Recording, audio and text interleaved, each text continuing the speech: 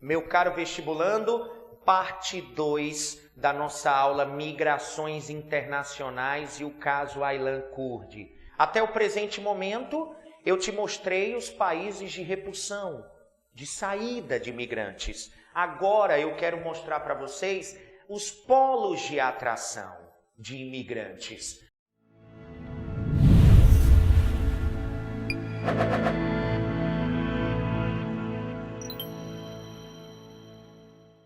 Galera, eu quero pegar com vocês 2 recortes temporais. Primeiro, 1990 ao ano 2000. De acordo com as Nações Unidas, os principais polos de atração, 60% dos migrantes durante esse período se concentravam aonde? Estados Unidos e Europa Ocidental, especificamente 5 países. Portugal, Espanha, Alemanha, Itália, Inglaterra. Entretanto, vocês recordam que em 2008, os Estados Unidos vão entrar num período extremamente recessivo para a economia. Começa o que nós chamamos a crise dos subprimes, a crise imobiliária que, como num efeito dominó, chega ao setor automobilístico e às bolsas de valores, gerando aí uma crise econômica mundial. Na Europa Ocidental, a partir de 2009, também alguns países vão passar por crise. Esses países, por sinal, foram aglutinados através de uma sigla, de um acrônimo, PIIGS: Portugal, Irlanda, Itália, Grécia e Espanha. Galera, você é antenado, cara, olhe, meninas, rapazes, eu amo vocês, porque o bom dos alunos do nosso curso é que vocês sabem onde eu quero chegar, já há uma relação de telepatia, sabe por quê? Guilherme, eu sei o que você quer perguntar, qual é a maior consequência de uma crise econômica? Desemprego. Se os imigrantes observam que os principais polos de atração, além de colocarem barreiras, uma política de imigração mais rigorosa, eu tenho desemprego, eu tenho uma crise econômica, obviamente o fluxo migratório vai mudar. E a partir de 2010 a 2013, eu vou ter o surgimento do quê? Dos países em desenvolvimento ou países emergentes. E agora sim, você vai se ligar nesses países. Vocês se lembram que uma das aulas que eu já trabalhei versa sobre as potências emergentes, né? Vocês recordam que no ano passado, aqui na cidade de Fortaleza, nossa capital, teve um encontro das potências emergentes, daquele acrônimo que o economista Jim O'Neill criou em 2001. BRICS, Brasil, Rússia, Índia, China e África do Sul. Naquele momento, foi criado um organismo financeiro multilateral, o NBD, Novo Banco de Desenvolvimento. Começou com um investimento de 50 bilhões de dólares para ajudar países que estão em crise econômica e esse dinheiro também pode ser utilizado para a infraestrutura desses países emergentes. Vocês recordam que esse banco foi criado em contraposição à atuação do Fundo Monetário Internacional. Onde é que eu quero chegar? O Jim O'Neill lançou um novo acrônimo. O cara é um guru da economia, o cara é top, velho. O cara é topado. O que foi que Jim O'Neill criou? Além do BRICS, ele lançou o acrônimo MIST, México, Indonésia, Coreia do Sul e Turquia. Seriam os novos países emergentes, os países em desenvolvimento. Onde é que eu quero chegar? De 2010 a 2013 vai haver um fluxo migratório para esses países. Brasil, Índia, além do Brasil e da Índia, Turquia, México, que era considerado uma rota, um local de passagem de latino-americanos aí para os Estados Unidos, continua. Mas o México agora atrai imigrantes que lá se fixam. Então, Brasil, Índia, México, Turquia, Líbano, Catar, Emirados Árabes Unidos. E aí você pode perguntar, mas Guilherme, o Catar e os Emirados Árabes Unidos fica no Golfo Pérsico. São países, inclusive, que têm uma produção de petróleo elevada. O Catar é membro da OPEP. Mas, galera, vocês recordam que essas nações estão com a economia aquecida, principalmente, no setor de construção civil. E, obviamente, essa economia aquecida e a construção civil gerando empregos, imigrantes vão ser atraídos. Então, lembra disso, tá? Além dos países emergentes que concentram a maior parte, eu tenho o surgimento aí de polos de atração, que são os países em desenvolvimento, que inclusive têm uma política migratória mais diplomática, tá certo? São países mais abertos. Por exemplo, o caso do Brasil, que está recebendo famílias sírias. Eu me lembro que o Papa, na semana passada, fez uma declaração em que ele pede que cada igreja do mundo, no mínimo, abrigue uma família de refugiados. Chama a atenção desse êxodo, correto? Então, galera, os principais polos de atração apresentados para ti. Eu queria que vocês observassem agora o seguinte. Os Estados Unidos está propondo uma reforma migratória. Barack Obama está querendo deixar mais uma marca. Qual seria a marca? Nos Estados Unidos nós temos 11 milhões de imigrantes, em média. E eu estou falando 11 milhões de imigrantes ilegais. Tem noção disso? 11 milhões de imigrantes ilegais. Barack Obama está tentando criar uma reforma migratória onde no mínimo 5 milhões desses imigrantes seriam legalizados. Entretanto, essa reforma migratória, ela exige que o imigrante esteja em uma dessas características. Quais seriam elas? Primeiro, possuir residência fixa nos Estados Unidos, estar há pelo menos 5 anos no país e ter filhos nascidos nos Estados Unidos. Caramba, Guilherme, o Partido Republicano gosta disso? O Partido Republicano quer frear a reforma migratória, mas Barack Obama disse, se a reforma migratória vier com modificações, se preocupe não que eu vou vetar todas elas. Então você observa que os Estados Unidos está discutindo o quê? Uma reforma migratória. Já a Europa Ocidental está numa encruzilhada, numa posição extremamente contraditória. De um lado, o que a Europa Ocidental quer? Frear o fluxo migratório. E aí é uma situação preocupante para o imigrante, porque se ele é deportado, ele vai encontrar pobreza, discriminação, desemprego. Se ele consegue asilo no país para o qual quer ir, vai começar uma nova saga, porque ele vai encontrar discriminação através do crescimento de partidos de extrema direita, neonazistas, inclusive hitleristas. Muitos são caracterizados que têm um comportamento xenófobo. Então a questão ela é humanitária. Então eu peço que para quem está me ouvindo e considera as migrações apenas em seus aspectos negativos, que antes de mais nada, não se preocupem num primeiro momento com critérios econômicos e estruturais. Se preocupem antes de mais nada com a vida, tá certo? Com a vida. Então, galera, no caso da Europa Ocidental, eu tenho essa preocupação, essa contradição. Ou freia o fluxo migratório, ou tem outro viés. Vocês sabem que as nações europeias estão passando por uma implosão demográfica, um encolhimento populacional fruto da taxa de natalidade baixa. Uma das maiores consequências está na população economicamente ativa, que vai ser reduzida. Então a Europa ela precisa repor mão de obra. A imigração seria algo vantajoso. Entretanto, os europeus, óbvio, querem receber os imigrantes qualificados e não imigrantes desqualificados, com baixo nível de instrução. Cara, sabe qual é o bom de dar aula para vocês de atualidades? É que você pode trazer notícias que vai fazer toda a diferença. Galera, tu sabe outra preocupação dos países europeus?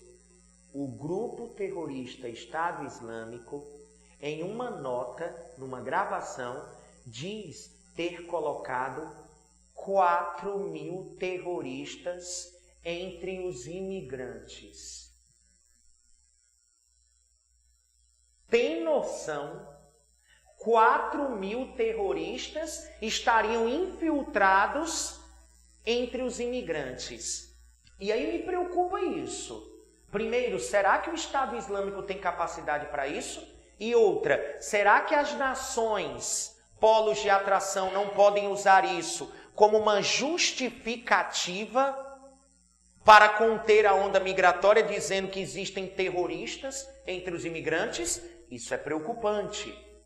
Mas, gente, é um ponto que os países europeus vão ter que discutir, tá certo? Esses países, inclusive, investiram, venderam armas para a eclosão dessas guerras e manutenção delas. Países como a Alemanha lucraram muito com as guerras civis desses países. Então a Europa tem, sim, culpa no cartório. Além de ter acompanhado os Estados Unidos com essa política imperialista nessas regiões que eu coloquei como áreas de repulsão. Então chama a atenção esse viés. Eu gostaria de finalizar. Quem é meu aluno presencial sabe que eu sou um professor extremamente emotivo. Vocês devem observar que eu sou um professor que a tua realização, cara, é a minha realização. A tua competência numa prova nada mais é do que a extensão, mesmo que mínima, do meu trabalho. E eu estou no momento, enfim, muito feliz dentro da minha carreira, pessoalmente também muito feliz. Eu tenho 2 filhos, 2 rapazinhos lindos, o Pedro e o João. E durante essa semana retrasada, enfim, além de perder o meu avô materno, enfim, uma perda enorme para mim, porque era um homem, era um trabalhador rural, um semi-analfabeto, mas casado com uma professora há 67 anos, talvez venha daí essa herança sanguínea em relação à educação, e eu já estava muito sensível em relação à morte do mesmo. E quando eu retornei aqui para a minha cidade, eu estava preparando a aula sobre migrações e me deparei com aquela foto da fotógrafa turca do Aylan Kurdi, do garoto de 3 anos na praia da Turquia. E eu ainda vi o vídeo, enfim, da maré e do rostinho dele, né, com a camisetinha vermelha, com um shortinho jeans e o tênisinho, e ele deitado na praia da Turquia. Aquilo me impactou profundamente. Me impactou profundamente. Quem é pai, e até para quem não é pai, eu acho que se sensibiliza muito. Eu sei que tem cenas muito piores. Eu sei que tem famílias que estão em peregrinação através de linhas de trem, por exemplo, na Hungria, na Áustria, tentando aí pegar o Eurotúnel e chegar à Europa. Então nós temos cenas horríveis, mas aquela cena me impactou profundamente porque eu fiquei imaginando o desespero de Abdullah Kurdi. A rota dos sírios, galera, é algo que enfim, projetou em mim uma dramaticidade maior, uma sensibilidade maior. Os sírios atravessam a pé uma fronteira terrestre entre a Síria e a Turquia. Ao chegar à Turquia, essas pessoas pagam o equivalente a 10 mil reais. 10 mil reais. Na Turquia, eles entram em botes, aí eu tenho redes de tráfico humano, eu tenho redes aí clandestinas, e é óbvio que as migrações são lucrativas. Lembrem-se disso. Há um lucro para essas redes. Por exemplo, no mar Mediterrâneo, nós tínhamos uma guarda costeira que atuava pesadamente no combate a essas redes de tráfico. Era a chamada Mare Nostrum. ela é financiada pela União Europeia e a frota, meu irmão, pense numa estrutura. O que foi que aconteceu? Final do ano passado, novembro de 2014, foi cancelado o financiamento da Guarda Costeira. E aí o que acontece com as migrações clandestinas? Aumentam em número. Aumentam em número. Galera, lembrem-se, as populações desses países ocidentais já contam com 10% da demografia formada por imigrantes. Os sírios chegam à Turquia numa fronteira terrestre e de lá entram botes pagando quantias equivalentes a 10 mil reais e tentam atravessar o Mar Egeu. Qual é a ideia? Atravessando o Mar Egeu, eu vou chegar às ilhas dos países que formam os Balcãs. Eu vou chegar, por exemplo, a uma ilha chamada Kros, que faz parte da Grécia. Então, atravessando o Mar Egeu, eu vou chegar à Grécia. Eu tenho região da Macedônia, da Sérvia, da Áustria, da Hungria e por aí vai. Dos Balcãs, eu sigo de trem até os países da Europa Ocidental. O que foi que os mesmos fizeram? Bloquearam, paralisaram as viagens de trens internacionais, o Eurotúnel, por exemplo. O que é que essas pessoas fazem, galera? Quando o trem vem, as famílias se jogam nos trilhos ou realizam verdadeiras peregrinações, como na Hungria. As famílias aí, os grandes contingentes caminhando em direção aos países da Europa Ocidental. Então chama a atenção. No caso específico da família do Abdullah Kurdi, a mulher, o filho Gel, de 5 anos, e o Aylan, de 3 anos, eles fizeram a travessia do Mar Egeu. O bote tinha 6 pessoas. A família do Abdullah, 4 pessoas, um jovem de 18 anos e uma mulher. De acordo com o depoimento do Abdullah, o bote virou. A água estava entrando no bote, o bote virou, e na escuridão, ele preso ali, agarrado à mulher e aos filhos, no cansaço, creio eu, no desgaste físico, no Mar Egeu revolto, a família vai se desprender de suas mãos. E no depoimento dele, ele diz: os meus filhos se desgarraram de minhas mãos e eu gritava na escuridão pela minha esposa e meus filhos. E não mais conseguia ouvi-los. Os deslocamentos das marés fizeram com que o garoto Aylan e o Gel, de 5 anos, fosse levado até a faixa de praia. E a fotógrafa turca tira essa foto que o Israel vai projetar para vocês. É o naufrágio da humanidade. É o retrato de uma crise. É a falência de uma sociedade que se diz democrática, que se diz defensora dos direitos humanos. E a história desse refugiado sírio, obviamente, mexeu muito comigo, eu repito.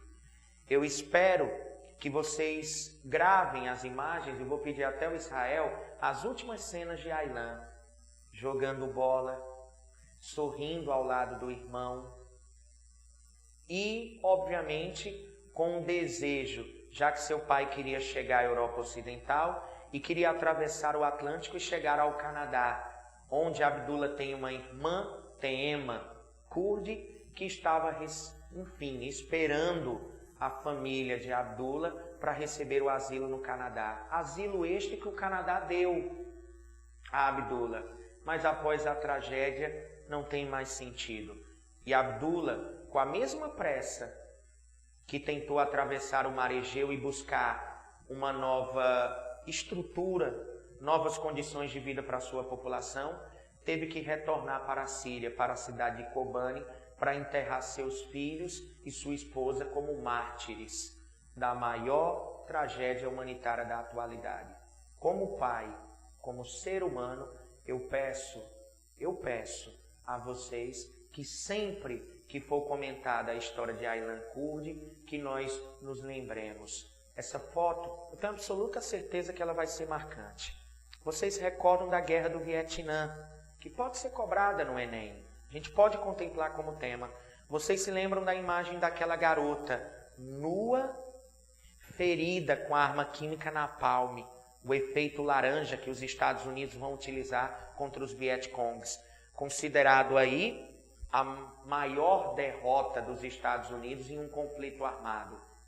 E vocês sabem que aquela foto marcou época da menina nua, ferida, né, com queimaduras devido à arma química napalm. Da mesma forma, eu acredito que essa foto do Aylan Kurd vai se transformar num marco e espero eu que ela promova uma mudança de atitude, uma mudança de consciência, uma mudança de postura em relação ao que está acontecendo com esses imigrantes pelo mundo. Eu me despeço aqui, agradeço a cada um a sua atenção e até a próxima, tá certo? Até a próxima. O nosso objetivo, lembre-se, a sua aprovação. Até mais, se Deus quiser.